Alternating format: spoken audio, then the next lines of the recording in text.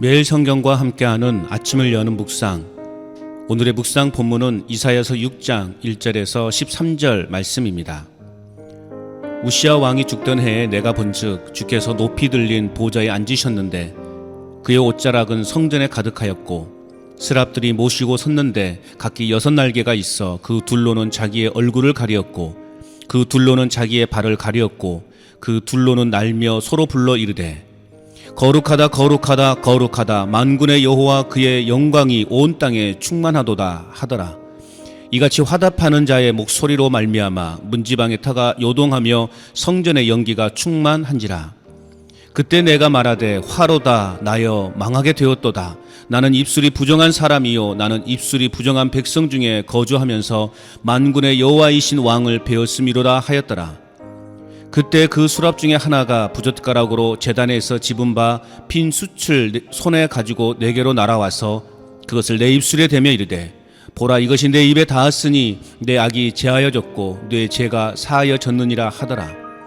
내가 또 주의 목소리를 들으니 주께서 이르시되 내가 누구를 보내며 누가 우리를 위하여 갈고 하시니 그때 내가 이르되 내가 여기 있나이다 나를 보내소서 하였더니 여호와께서 이르시되 가서 이 백성에게 이르기를 너희가 듣기는 들어도 깨닫지 못할 것이요 보기는 보아도 알지 못하리라 하여 이 백성의 마음을 둔하게 하며 그들의 귀가 막히고 그들의 눈이 감기게 하라.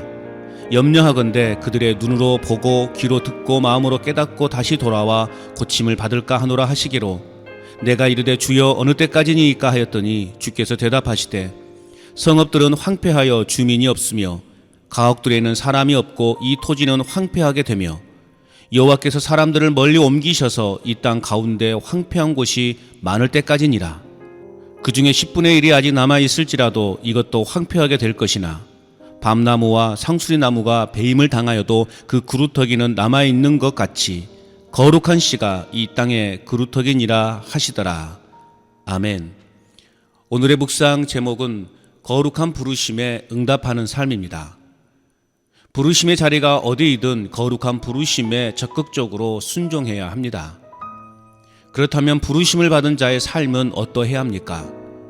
첫째는 1절에서 4절입니다. 왕 되신 하나님을 찬양하는 삶이어야 합니다.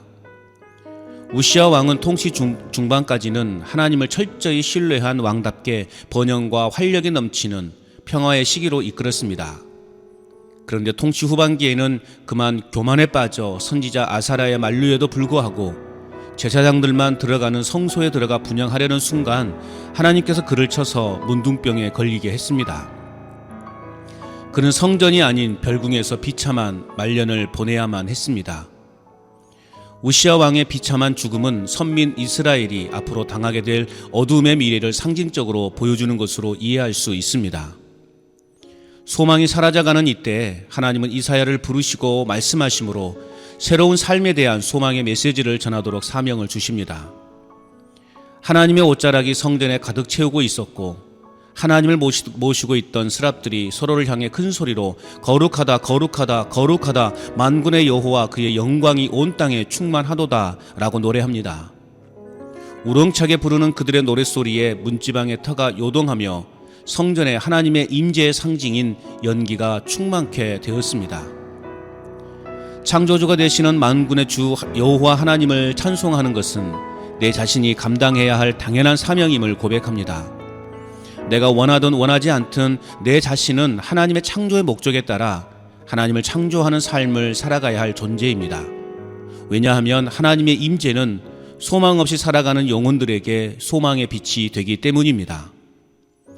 오늘 절망과 답답함으로 사로잡힌 내 삶에 하나님의 압도적인 영광이 임하기를 간절히 소원합니다. 영원히 변치 않으시며 영원히 존재해 계시는 만왕의 왕 되신 하나님이 날마다 나의 삶을 선한 길로 이끌어 가실 것을 확신합니다. 마음과 입술을 열어 홀로 높임 받으소서라고 왕 되신 하나님을 찬양합니다. 또한 부르심을 받은 자의 삶은 어떠해야 합니까? 두 번째는 5절에서 7절입니다. 심령의 부정함을 회개하는 삶이어야 합니다. 이사야는 입술이 부정한 죄인의 신분으로 만군의 왕이신 하나님을 배웠기에 죽게 되었다라고 탄식합니다. 하나님의 영광은 스랍들까지도 얼굴을 가리지 않고는 못 견딜 만큼 큽니다. 하물며 부정한 입술을 가진 죄인 된 자가 그 영광을 보았으니 망하게 되었다라고 탄식하는 것은 당연한 것입니다. 하나님의 거룩하심을 두려워할 수 있어야 합니다. 왜냐하면 거룩하신 하나님은 때로 죄인들에게 삼키는 불로 다가오시기 때문입니다. 이때 스랍 중에 하나가 부집개로 뜨거운 숯을 꺼내 들고 이사야 입에 대며 말했습니다. 보아라, 이 숯이 내 입술에 닿았으니 내 허물이 사라지고 내 죄도 용서받았다. 날마다 내 자신이 십자가로 죽지 않으면 삼키는 불과 영원히 꺼지지 않는 불을 견뎌낼 수 없습니다. 비록 죄인의 몸으로 내 스스로를 정결하게 할 수는 없지만 탄식 가운데 부르짖는 내 자신을 향하여 하나님은 정결의 영을 허락하여 주십니다. 예수 그리스도의 피로써 내 자신은 죄사함의 은총을 입었습니다. 이것이 바로 하나님의 사랑입니다. 그러므로 하나님의 일을 감당하기에 앞서 먼저 내 안에 있는 죄악을 자백함으로 죄 용서받는 것이 선행되어야 합니다. 죄에 대하여 무감각해진 상태로 주님의 사역으로 나아가려는 어리석고 미련한 모습들을 버려야 하겠습니다. 주님이 쓰시기에 합당한 도구로 쓰임받도록 심령의 부정함을 회개함으로 영적 정결함을 유지해 나아가는 삶이 되어야 하겠습니다. 끝으로 부르심을 받은 자의 삶은 어떠해야 합니까? 마지막 세 번째는 8절에서 13절입니다. 삶으로 부르심에 순종하는 삶이어야 합니다. 이사야는 하나님의 목소리를 듣습니다. 내가 누구를 보내며 누가 우리를 위하여 갈꼬. 이때 이사야는 고백합니다. 내가 여기 있나이다. 나를 보내소서. 하나님의 임재와 하나님께로부터 죄사함의 은총을 경험한 이사야는 하나님의 부르심에 적극적으로 응답합니다. 하나님의 구원의 은총, 죄사함의 은총을 경험했다면 하나님의 일에 대한 분명한 확신과 부르심에 응답하는 결단력을 보여야 합니다. 하나님의 말씀을 거부하는 데에 따른 하나님의 심판은 끝이 없는 것처럼 보입니다. 유다 성읍이 황폐해져 백성들이 다 사라지고 토지도 황폐해져 아무것도 남지 않을 때까지 하나님의 심판은 멈추지 않을 것이라고 말씀하십니다. 그러나 밤나무나 상수리나무가 배임을 당하여도 그루터기는 남듯이 백성이 모두 멸절된다 할지라도 그 중에 거룩한 씨는 남아 언약의 백성으로서의 맥을 이어가게 될 것이라고 말씀하십니다. 하나님은 오늘 내 자신을 일상의 삶으로도 부르셨습니다. 거창하고 화려한 일이 아니더라도 일상의 삶 속에서 하나님의 거룩을 드러내는 삶으로 부르셨다는 것입니다. 그러므로 소극적인 행함이 아닌 적극적인 행함으로 주님의 부르심에 합당한 삶을 살아가야 하겠습니다. 또한 희망이 없어 보이는 오늘의 상황에서 내 자신을 그루터기와 같은 삶으로 부르셨습니다. 거룩한 씨이신 예수 그리스도는 오늘을 살아가는 모든 사람들에게 참 소망이 되십니다. 그러므로 불의와 부정과 죄악이 만연한 이 땅에 하나님이 부르신 거룩한 그루터기가 되도록 겸손하게 그리고 정결함으로 하나님의 영광을 온 땅에 전하는 그리스도인의 삶을 살아가야 하겠습니다.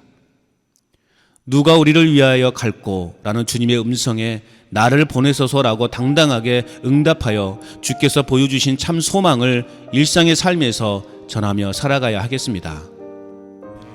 오늘도 영원한 왕 되신 하나님 앞에서 정결하여 부르신 영광스러움을 찬양하는 삶을 살아갈 뿐만 아니라 하나님이 부르시는 소명의 자리에서 하나님의 거룩하신 이름을 전하며 살아갈 수 있기를. 행복의 시작 예수 그리스도 빛이 있으라.